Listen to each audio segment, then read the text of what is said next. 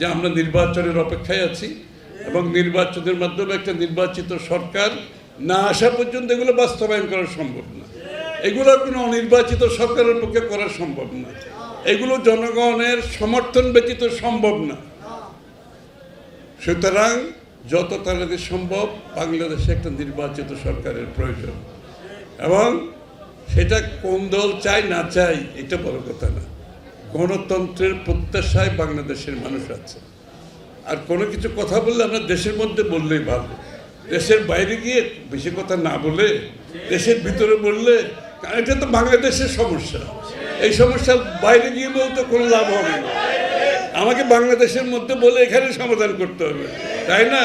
আমরা যদি বারবার বাইরে গিয়ে সব কথা বলতে থাকি তো বাংলাদেশের সমস্যার সমাধান হবে? সমাধান হবে না। এইখানে বলতে হবে, এইখানেই সমাধান, বাংলাদেশের মানুষের সমাধান। এবং দিনের সাথে সংস্কার বলেন, বিচার বলেন, যত কিছু বলেন, সমাধান বাংলাদেশের মানুষ। সমাধান দেওয়ার কেউ নাই। সমাধান দেওয়ার দ্বিতীয় কোনো অস্ত্র নাই, একটাই অস্ত্র বাংলাদেশের জন্য।